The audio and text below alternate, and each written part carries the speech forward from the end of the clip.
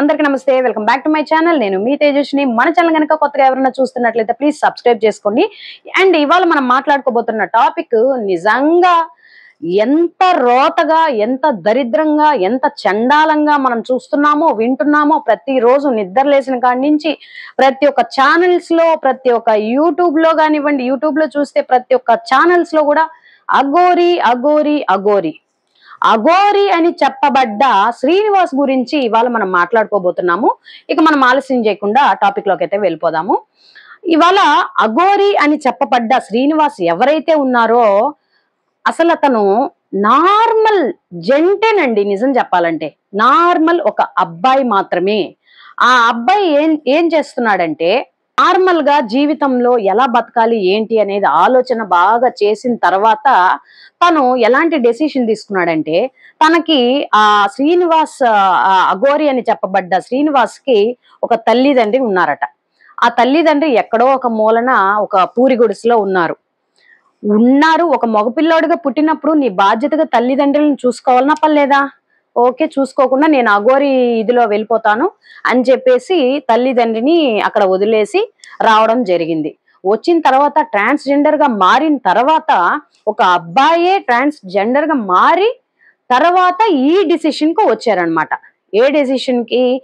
ఆడ రూపంలో నేను మారాను కదా, నార్మల్ గా అందరిలాగా ఉంటే నాకు పెద్ద గుర్తింపు ఏమి ఉండదు, సో నేను ఎలా అయినా సరే నేను ఏదో ఒక రూపంలో ట్రెండింగ్ అవ్వాలా అన్న ఉద్దేశంతో ఈ అఘోరి మాతగా మారినటువంటి శ్రీనివాస్, ఈ శ్రీనివాస్ నిజంగా ఎంతో మందిని మోసం చేస్తూ అలా బతుకుంటూ తెలంగాణకి చేరుకుంటూ తెలంగాణలోనే ఈరోజు ఒక పిల్లని పట్టి ఆ అమ్మాయికి అన్యం పుణ్యం తెలియనటువంటి పసిపిల్ల, ఐఎమ్ వెరీ సారీ అండి, పసిపిల్ల అని మాత్రం దయచేసి అనకూడదు. ఎందుకంటామండి పసిపిల్లని? 20 ఏళ్ళు దాటిన తర్వాత పసిపిల్ల ఎలా అవుతుంది చెప్పండి?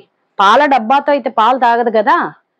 చెప్పండి. ఆ శ్రీనివాస్ ఎవరైతే ఆడ రూపం మార్చుకున్న తర్వాత తనకి ఆలోచన బాగా పెరిగిందనమాట. ఆ బుర్రలో ఏదైతే పురుగుందో ఆ పురుగు లోడి నేను ఏదో ఒక విధంగా ట్రెండింగ్ అవ్వాలి అన్న ఉద్దేశంతో ఈ అఘోరి గెటప్ అనేది వేసుకొని సృష్టించి అక్కడ యాత్రలు, ఇక్కడ యాత్రలు, అక్కడ టెంపుల్స్, ఇక్కడ గుడి, అక్కడ తిరుక్కుంటూ ఏదో కొంతవరకు ఆ పేరు అనేది సంపాదించుకున్నాడు. ఎలా సంపాదించుకున్నాడు? బట్టలు లేకుండా, ఒంటి మీద దుస్తులు అనేది ఏమాత్రం ధరించకుండా అలా వెళ్తూ ఉంటే ఎంతో మంది చుట్టుముట్టి బట్టలు ధరించమని ఎంతో మంది చెప్పినారు. కానీ ఆ అఘోరిగా చెప్పబడ్డ శ్రీనివాస్ ఏమాత్రమైనా వింటున్నాడా? వినలేదు. అలానే ట్రెండింగ్ గా నేను వెళ్ళాలి అనుకున్నట్లుగా మూవ్ అయ్యాడు. సో ఎక్కడో కొన్ని గుళ్ళ దగ్గర మాత్రం కొంతమంది పూజారులు ఎక్కడో కొంతమంది పూజారులు ఇలా దుస్తులు వేసుకోకుండా ఉండకూడదు అని ఏదో చెప్పడం వలన వేసుకున్నాడు. ఓకే, దట్స్ ఫైన్ అనమాట. అంటే అక్కడ వరకు ఏదో బాగుంది, మూవీ బాగుంది. బట్ ఇక్కడ ఏం జరిగింది అంటే, పూజలు చేస్తాను అని వచ్చిన వాడివి పూజలు చేసుకుంటూ ఏదో దేవుని సన్నిధి దగ్గర, లేదంటే నువ్వేమనుకుంటున్నావు ఆ హిమాలయాలకే వెళ్ళి అక్కడ నిజంగా అఘోరీలాగా తయారయ్యి అక్కడే ఉండుండొచ్చు కదా. ఇక్కడికి ఎందుకు వచ్చావు? ఇక్కడికి వచ్చింది పక్కన పెట్టేస్తే, వచ్చిన అఘోరివి అఘోరిగా ఉండక ఎవరైతే పెళ్ళైన వాళ్ళు బాధల్లో ఉంటారో, ఎవరైతే పెళ్లి కాని వాళ్ళు ఉంటారో వాళ్ళని బాగా ట్రాప్ చేసి వాళ్ళకి అది చేస్తాను, ఇది చేస్తాను, నేను దీనికి సంబంధించి ఈ పూజ చేస్తాను, దీనికి సంబంధించి ఈ పూజ చేస్తాను అని చెప్పుకుంటూ వాళ్ళకి పూజలు చేసుకుంటూ కొంతమంది నిజంగా ఉంటారండి ప్రపంచంలో.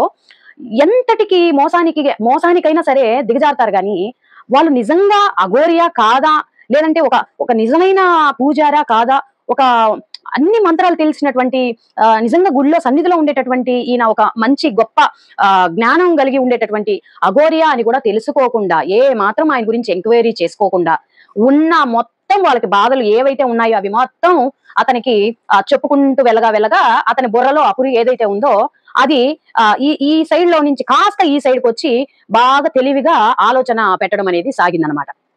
ఇలా వాళ్ళ కష్టాలు చెప్పుకుంటూ పోతూ ఉంటే, నేను ఏదో విధంగా వాళ్ళ దగ్గర నుంచి డబ్బు గుంజేయాలి, ఏదో ఒక విధంగా నేను ఫేమస్ అయిపోవాలి, నా యొక్క ఈ సిద్ధాంతాన్ని అందరూ నా దగ్గరికే రావాలి, ప్రతి ఒక్కరు నేను నిజంగా అఘోరి మాత అమ్మని అని చెప్పుకునేటటువంటి ఆ స్థాయికి ఏదైతే ఉందో ఆ స్థాయికి నేను రావాలి అనేటటువంటి ఆ మైండ్ ఇదిని తను ఏర్పరచుకొని వాళ్ళ ఎవరైతే ఆ లేడీస్ బాధలు కష్టాలు అవన్నీ ఉంటాయో అవన్నీ ఇతనికి చెప్పుకోగా ఇతను ఇదే మనకి కరెక్ట్ అయిన దారి అని ఈ మార్గాన్ని ఎంచుకున్నాడు అనమాట. కొంతమందికి డబ్బులు వేస్తూ కొంతమంది దగ్గర నుంచి డబ్బులు లాగించుకుంటూ పరిచయాలు అనేది ఏర్పడ్డాయి అనమాట ఈ అఘోరి అని చెప్పబడ్డ శ్రీనివాస్ కి. అదే పరిచయంలో ఒక వర్షిణి అనేటటువంటి అమ్మాయి 20 ఏళ్ల అమ్మాయి ఈ ట్రాప్ లో అయితే మునిగి తేలుతూ ఉందన్నమాట. తేలుతూ ఒక రోజు నా తల్లిదండ్రులు కూడా నాకు వద్దు అని, ఒకవేళ నిజంగానే అబ్బాయే అనుకున్నా కూడా ఒకవేళ తల్లిదండ్రులు ఏమన్నా యాక్సెప్ట్ చేస్తుండే వాళ్ళేమో అనుకుంటున్నా, బట్ మాకు తెలీదు. బట్ ఇక్కడ ఏం జరిగిందంటే అఘోరి కాబట్టి అబ్బాయిగా ఉన్న తర్వాత అమ్మాయిగా మారిన తర్వాత అఘోరి వేషంతో ఆ గెటప్ తో బయటికి రావడం జరిగింది.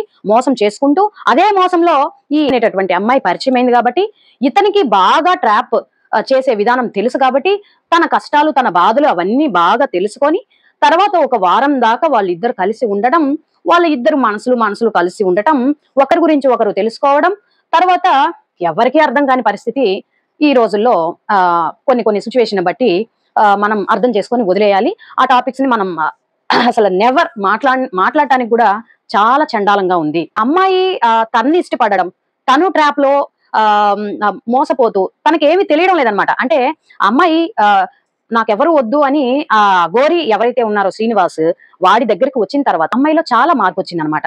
ఎందుకంటే ఒక మాత దగ్గర ఉంటే ఒక రెస్పెక్ట్ అనేది ఉంటుంది దేవుళ్ళ పట్ల. మనకి ఆ రెస్పెక్ట్ కానివ్వండి, ఆ గౌరవం, ఇది ఏదైతే ఉందో మనం దేవుళ్ళ దగ్గర మన ఎక్స్ప్రెషన్ ఏముంటుందో అది మనం దేవుళ్ళతో చెప్పుకోగలుగుతాం. నువ్వు ఏమి ఆయన అఘోరి అనుకున్నావా, లేదంటే ఒక మంచి పూజారి అనుకున్నావా, లేదంటే ఒక మంచి వ్యక్తిగత ఉండేటటువంటి ఇంకేదైనా మంచి క్వాలిటీస్ తనలో నువ్వేమన్నా చూసావా నాకు అర్థం కావట్లేదమ్మా వర్షిని. నీ వయసు 20 అయ్యుండొచ్చు, 22 అయ్యుండొచ్చు, 18 మొన్నే నిండుండొచ్చు, నిన్నే నువ్వు పెళ్లి చేసుకొని ఉండొచ్చు, ఇదంతా రైటే, మనం చూస్తూనే ఉన్నాము. బట్ ఇక్కడ ఏం జరిగిందంటే నీకు ఇప్పుడే తన గురించి తెలియదు అనమాట. కొన్ని రోజులు లేదా కొన్ని నెలలు లేదా ఒక సంవత్సరం లేదా మహా అయితే కూడా ఒక 2 సంవత్సరాలు నాకు తెలిసిందే. పాపం కొంతమంది చాలా ప్రయత్నాలు చేస్తున్నారు.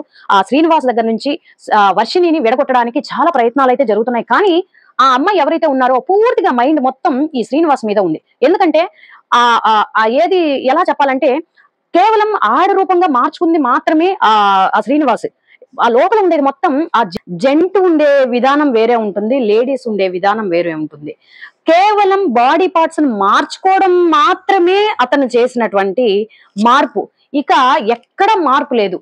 అతను మాటల్లో మార్పు లేదు, తన బాడీ ఆ డిజైనింగ్ లో కానివ్వండి ఆ మార్పు అనేది కనిపించడం లేదు.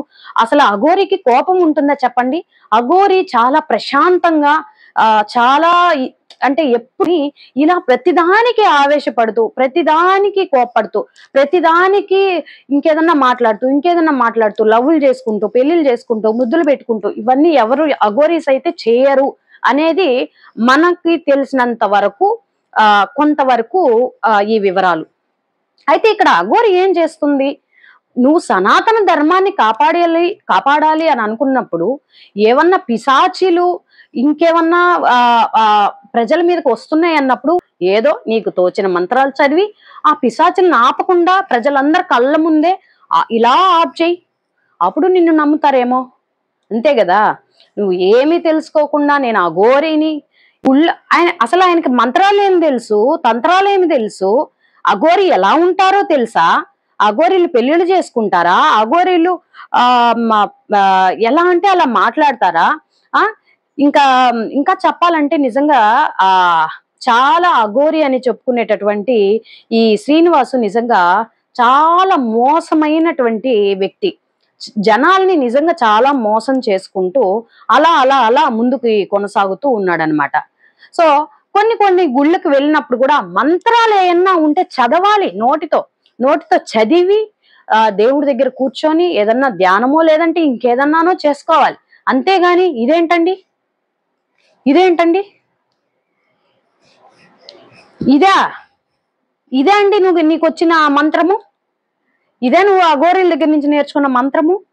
చెప్పండి. ఇంకేదన్నా ఏమంటారు, ఎలా మాట్లాడాలి కూడా ఈ అఘోరి అనేటటువంటి శ్రీనివాస్ గురించి మాట్లాడాలంటే నిజంగా చిరాకు వస్తుంది. అతన్ని చూస్తే లవ్ పుడుతుందా తనకి? ఆ వర్షిని నీకే చెప్పాలి అనుకుంటున్నా.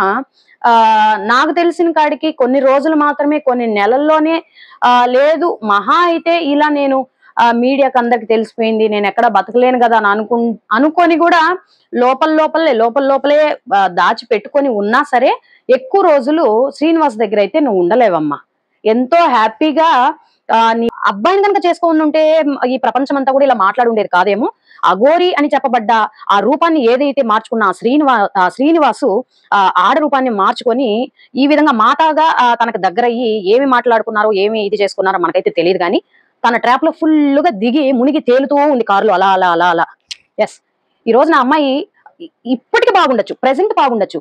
అంటే తన రేపటి ఫ్యూచర్ గురించి తను ఆలోచించలేకపోతుంది. తను అంటే నేను అంటే మ్యారేజ్ అయినా గానివ్వండి, మ్యారేజ్ కాక ముందైనా గానివ్వండి, అంటే ఆ మ్యారేజ్ స్టేజ్ వచ్చిన ఎవరైతే ఆడపిల్లలు ఉంటారో, పెళ్ళవుతుందా, నేను ఒక తల్లిని అవుతానా అనేటటువంటి ఆలోచన ఎవరికైనా కొంతమందికైనా ఉంటుంది. తను చదువుకుందట కదా, మరి ఆలోచన రాకుండా ఉంటుందా? నేను మ్యారేజ్ చేసుకుంటే నేను తల్లిని అవుతాను కదా, నాకు ఒక ప్రతిరూపం అనేది ఉంటుంది కదా, నా బిడ్డ అంటే నా రూపం మరొక రూపంగా మారి బయటకు వస్తుంది కదా, నా రూపాన్ని నేను నా చేతులతో తీసుకొని నేను అద్భుతంగా నేను పెంచుకోవాలి, మంచి మంచి మాటలతో నేను నేర్చుకొని మంచి మంచి మాటలతో నా బిడ్డని పెంచుకోవాలి అనేటటువంటి ఇదనేది కొంత కూడా అమ్మాయికి కనిపించడం లేదు. మహా అయితే మేము బయట తెచ్చుకుంటాము, పిల్లల్ని దత్తత తీసుకుంటాము, పిల్లల్ని అడాప్ట్ చేసుకుంటాము అని ఎంత ఈజీగా తను మాట్లాడుతుంది అనంటే, ఆ మాతృత్వం నీకేం తెలుసమ్మా? ఈ రోజు నువ్వు పిల్లల్ని కనగలుగుతావా? ఈ రోజు బయట నుంచి నువ్వు తెచ్చుకున్న ఆ పిల్లవాడో పిల్లదో ఎవరో, ఆ పిల్లవాడో లేదంటే పిల్లో ఎవరన్నా ఏదన్నా ఒక ఇన్సిడెంట్ లో కింద పడి అమ్మా అనంటే నువ్వు ఎలా రియాక్ట్ అవుతావు? మహా అయితే అయ్యో దెబ్బ తగిలిందా, ఎక్కడ తగిలింది ఏంటి అని మాత్రమే అలా పూసి ఆయింట్మెంట్ వదిలేస్తావు. అదే నీ బిడ్డే, నీ ప్రతిరూపమే, నీ కడుపులో పుట్టిన బిడ్డే అక్కడ కింద పడుంటే అమ్మా అని అరుచుంటే నీలో వచ్చేటటువంటి ఆ ఫీలింగ్ ఏదైతే ఉంటుందో ఇవాళ అవన్నీ నువ్వు మిస్ చేసుకుంటున్నావు. అందుకోసం ఎంతమంది బిడ్డల కోసం తనకలాడుతున్నారు తెలుసా? నీకు ఆ అవకాశం ఉండి కూడా నువ్వు ఇవాళ ఈ అఘోరి అని చెప్పబడ్డ, ఈ పిలవబడ్డ ఈ శ్రీనివాస్ తో చేరి ఎంతో మోసం చేసుకుంటున్నావు నీ లైఫ్ ని. ఇవాళ అమ్మా అనేది ఎంత గొప్ప అమృతమైన పిలుపండి. అటువంటి పిలుపు కూడా నాకు అవసరం లేదు, శ్రీనివాస్ నా పక్కన ఉంటే చాలు, ఈ మాట నా పక్కన ఉంటే చాలు అని అలా డిసైడ్ అయిపోతుంది శ్రీ వర్షిని. అమ్మా వర్షిని, నీకు ఇప్పుడు తెలీదు, మహా అయితే ఒక 2-3 సంవత్సరాల తర్వాతనో లేదంటే ఒక సంవత్సరం తర్వాతనో నీకు తొందరగా దేవుడు కళ్ళు తెరిపించాలని మనస్ఫూర్తిగా అయితే నేను కోరుకుంటున్నాను. నిన్ను కన్న తల్లి ఎంత ఆవేదన చెందుతుందో నీకు అర్థమవుతుందా? నన్ను టార్చర్ చేస్తున్నారు, నేను అక్కడ ఉండలేకపోతున్నాను, నేను ఆ గుహలో నేను ఉండలేకపోతున్నాను, నాకు ఏమంటారు నన్ను డోర్లు వేసేసి నేను ఇదిలో నేను ఉండలేకపోతున్నాను, నేను బయటకు వచ్చేసాను, నాకు అవసరం లేదు, వాళ్ళు ఎలా వెళ్ళినా సరే నాకు అవసరం లేదు, వాళ్ళ దగ్గరికి నేను వెళ్ళను అని అంటున్నావే. మరి ఈ రోజున నువ్వు ఇంత ఎదిగి ఇన్ని సంవత్సరాలు చదువుకొని ఇంత ఇదిగా పెరిగినప్పుడు మరి పుట్టిన వెంటనే నువ్వు అనుంటే వాళ్ళు అక్కడే వదిలేస్తుంటారు కదా నిన్ను. ఎందుకంటే అప్పుడు దేవుడు ఇన్ని మాటల్ని ఇవ్వడనమాట ఎవరికి. వయసు పెరగంగా ఒక మెచ్యూరిటీ అనేది వస్తుంది. ఆ మెచ్యూరిటీ వచ్చినప్పుడు మంచి చెడు ఏది అనేది తల్లిదండ్రులు మనకు వివరించి మనకి చెప్తారు. క్లియర్ కట్ గా సినిమా చూపించినట్టు చూపిస్తారు. ఆ చూపించినప్పుడు కొంతమంది వింటారు, కొంతమంది వినరు. ఆ విననప్పుడైనా సరే అబ్బాయిల్ని చూసి పెళ్లి చేసుకొని వెళ్తూ ఉంటారు, వాళ్ళ దారి వాళ్ళు చూసుకొని వెళ్తూ ఉంటారు. కొంతమంది తల్లిల మీద ప్రేమగా మేము ఇలా చేస్తే మా తల్లి పరువు పోతుందేమో అనేది అస్సలు ఎవరో ఎక్కడో ఆలోచిస్తున్నారు. నిజానికి ఆ ప్రేమ అనేది నేను చెప్పాను కదా ఇంతకు ముందు ప్రీవియస్ వీడియోలో కూడా నేను చెప్పడం జరిగింది. ఆ లవ్ అనేది ఏదైతే ఉంటుందో కేవలం అట్రాక్షనే. దాని వల్ల ఎంతో మంది మోసపోకండి. నిజాయితీ ప్రేమ వేరేనండి, అది వేరే, అది చెప్పనవసరం లేదు. డబ్బు ఆశించదు, ఇంకేమంటారు ఎన్నో పేర్లు ఉన్నాయి నిజంగా చెప్పాలంటే. నిజాయితీ అయిన ప్రేమ వేరే, ఇలా మోసం చేసుకుంటూ వెళ్లే ప్రేమలు ఇదొక టైపు. నిజమైన ప్రేమ అంటే ఒక అమ్మాయి మోసం చేసినా లేదా ఒక అబ్బాయి మోసం చేసినా తిను ఎక్కడున్నా హ్యాపీగానే ఉండాలి, ఎవరితో ఉన్నా సరే హ్యాపీగా ఉండాలి, వాళ్ళ లైఫ్ లో మనం దూరకూడదు అనేటటువంటిది నిజమైన ప్రేమ. మన తరపు నుంచి వాళ్ళకి ఎటువంటి ఇబ్బందులు ఆటంకులు కలగకుండా ఉండాలి అనేటటువంటి వాళ్ళు ఎవరైతే సాక్రిఫైస్ చేస్తారో వాళ్ళది నిజమైన ప్రేమ. అంతే కదండి. మనం ఇక్కడ ఎవరిని మోసం చేయడం లేదు, ఎవరిని కూడా మోసం చేయకండి. అలా అని వాళ్ళ వల్ల పరువు పోతుంది, ఇలా చేసేటటువంటి వాళ్ళు ఎవరైతే ఉన్నారో పిల్లలు, వాళ్ళ వల్ల మీ కుటుంబాలు నాశనం అవుతున్నాయి. మీ కుటుంబాల్లో మీ తల్లిదండ్రులు ఎంత నరకం అనుభవిస్తున్నారో ఇది తెలుసుకోండి అని మాత్రమే మీరు కేవలం ఆ ఫుటేజ్ ఏదైతే ఉందో అఘోరీది కానివ్వండి, అఘోరిగా చెప్పబడ్డ, నాకు అఘోరి అన్నా కూడా నాకు అస్సలు తట్టడం లేదండి ఎక్కడా కూడా. అఘోరి అని అంటే అస్సలు అఘోరి అన్న పేరుకే, ఆ పదానికే ఆ కొన్ని కొన్ని సంవత్సరాల నుంచి వాళ్ళు అక్కడ హిమాలయాల్లో ఉంటారట, శవాల మీద కూర్చుంటారంట, ఏవో కొంతమంది శవాలను కూడా పీక్కొని తింటారట. మనకు అవన్నీ తెలియదు కదా. పురాతన నుంచి ఉండే వాళ్ళు ఎవరో ఉన్నారు. ఇలా ఎవరండి మనుషుల మధ్యలో వచ్చి ఇలా ఇలా చేసి ఇలా చేసుకుంటూ, ఇది ఒక మంత్రాలా? ఏం మంత్రాలు చేస్తున్నావు? ఇంకేదన్నా మాట్లాడితే ఇక్కడ ఇది జరిగిపోతుంది, అక్కడ ఇది శాసిస్తాను, ఇక్కడ ఇది శాసిస్తాను అని అంటే జరిగిపోతున్నాయా? ప్రజలందరూ కూడా నిజాయితీని మాట్లాడండి, నిజాయితీగా బయటికి రండి, నిజాయితీగా ఉండండి. ఏదో ఆవిడ చేస్తదనో, లేదంటే ఆయన ఏదో చేస్తాడనో, అఘోరి ఏదో చేస్తదనో, దేవుడు తప్ప మనల్ని ఎవ్వరూ ఏమి చేయలేరు. మన టైం బాగోలేకపోతే ఆరోగ్యాలు బాగలేకుండా రావచ్చు, ఇంకేదన్నా జరగచ్చు, యాక్సిడెంట్ రూపంలో జరగచ్చు, అంతే తప్ప మనుషుల్ని ఎవరు ఏం చేయలేరండి. పిచ్చి జనాలారా గుర్తుపెట్టుకోండి. ఎవరో కొంతమంది మగవాళ్ళు మోసపోతారేమో తెలియదు కానీ ఆడవాళ్ళు మాత్రం ప్రతిసారి మోసం చేస్తూనే ఉంటారు, మోసపోతూనే ఉంటారు. మెయిన్ రోల్ చాలా మందిది ఆడవాళ్ళదే ఉంటుంది.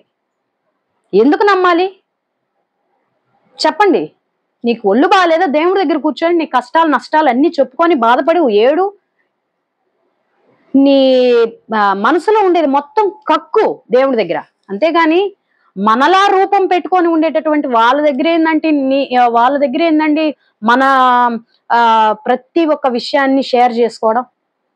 ఇది కరెక్ట్ కాదు కదా. దిస్ ఈజ్ నాట్ రైట్ కదా. మన సనాతన ధర్మాన్ని కాపాడుకోవాల్సిన బాధ్యత ఆడవాళ్ళ మీద కూడా ఉంది అనేది గుర్తించుకోండి. ఎవడు పడితే వాడు అఘోరి అనుకుంటా వచ్చి, ఎవడు పడితే వాడు నేను మంచి పూజారిని అని చెప్పుకుంటూ చెప్పబడుకుంటూ అలా వస్తే దయచేసి నమ్మకండి. ఆ వర్షిణి అనే అమ్మాయి ఎప్పుడోకప్పుడు మోసపోతుంది, అది కూడా మనకి త్వరలోనే తెలుస్తుంది.